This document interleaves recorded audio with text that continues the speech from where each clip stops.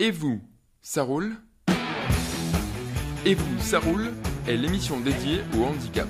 Que vous soyez un peu, beaucoup, passionnément ou indifférent à ce sujet, on vous fait le pari de placer quelques infos dans les oreilles pour mieux vivre ensemble. Quelque chose en toi ne tourne pas rond.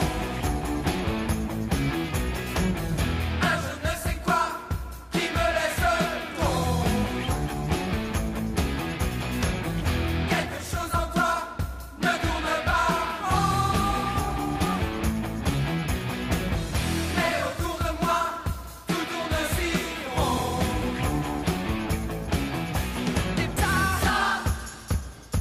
c'est vraiment toi. Cette semaine, nous sommes en compagnie de Marie Sora. Je vous proposerai aussi quelques chroniques. Cette semaine, nous parlons du yoga avec une de ses disciples et professeurs, Marie Sora. Marie, bonjour. Bonjour. Ah bien, merci d'être avec nous, Marie. Je vais faire une rapide présentation pour nos auditeurs. Multifacette, touche à tout, Marie Sora aime par-dessus tout laisser s'exprimer ses émotions profondes. À travers ses poèmes, ses dessins et ses peintures, elle fait œuvre collective, elle partage, elle transmet. C'est ainsi qu'elle est professeure d'art plastique et qu'elle travaille pour le musée Fabre. C'est comme ça qu'elle est professeure de yoga. Une vieille passion, que dis-je, le souffle de vie qui la parcourt depuis bien des années. Qu'est-ce que vous faites pour votre forme mentale, atteindre votre potentiel et lutter contre la fatigue? Du yoga. Pour retrouver tonus, équilibre, détente, apaisement, tranquillité du corps et d'esprit, gestion du stress et créativité.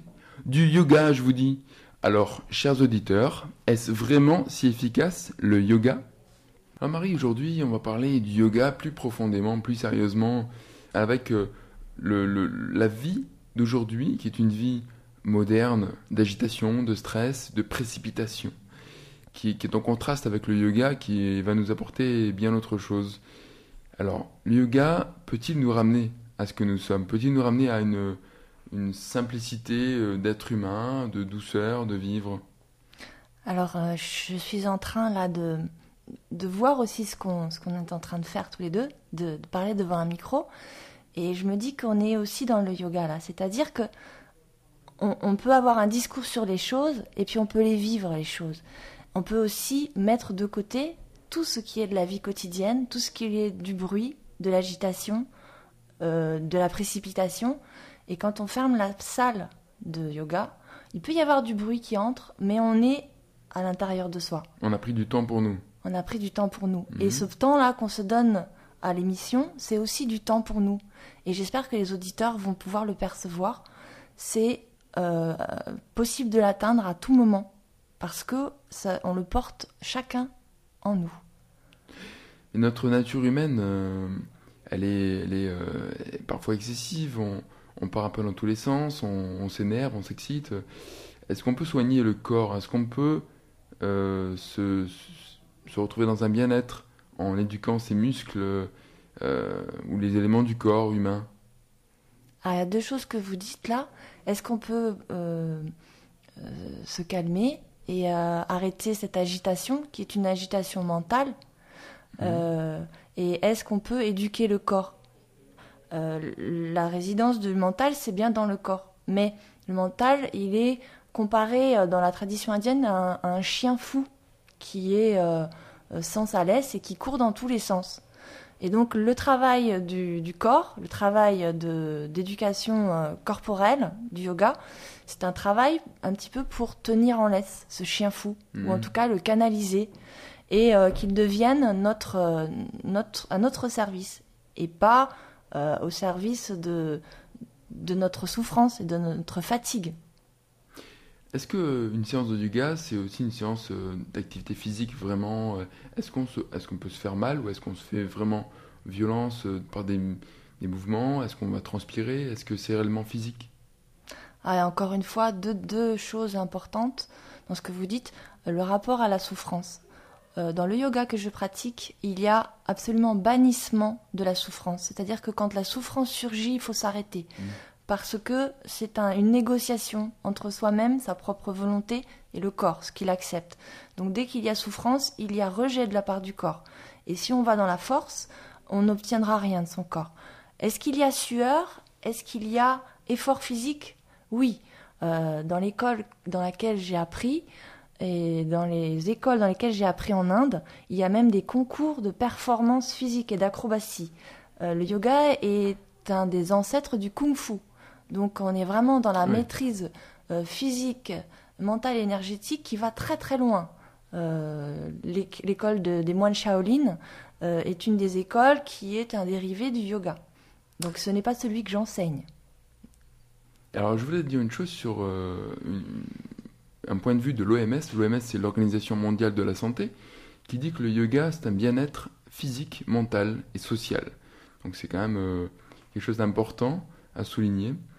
Je voulais noter aussi une chose, c'est que vous, en tant que professeur de yoga, vous dites et vous vivez le yoga en accompagnant les personnes et pas par rapport à un DVD, par rapport à un cours qui serait vu sur un écran, etc. Il faut que la personne, élève et le professeur soient présents pour un accompagnement, pour révéler, c'est ça? Alors oui, c'est quelque chose qui a été une intuition dans les cours de yoga depuis des années.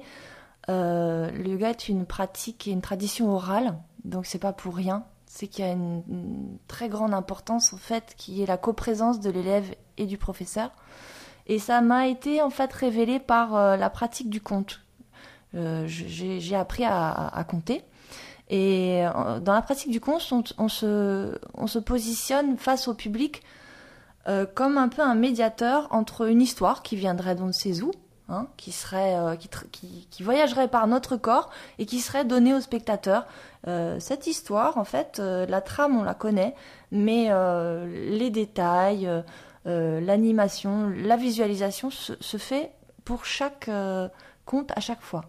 Alors pour le yoga, c'est un petit peu pareil, c'est-à-dire que moi j'ai chaque fois une idée sur ce que je veux transmettre et en fonction de l'état des personnes, de la réception, de ce que je ressens aussi, et ça c'est vraiment impossible de le transférer sur DVD, j'adapte la séance et il y a aussi toute la partie d'être attentif à l'autre, de voir comment il prend la posture, de corriger, d'écouter aussi ce qui peut être dit, et puis d'écouter la respiration, puisqu'il s'agit de respiration. Voilà, il y a tous ces facteurs-là qui font qu'on ne peut pas faire ça à distance. Est-ce que vous pourriez nous conter donc un poème? Ah ben, je peux le faire, tout de suite. Alors, on va écouter Marie qui nous conte un poème qu'elle a écrit, c'est ça? J'ai écrit ce poème. D'accord, on vous écoute. C'est ma fête aujourd'hui. Dans cette citadelle, campé comme un éperon, je vois le ciel voyageur.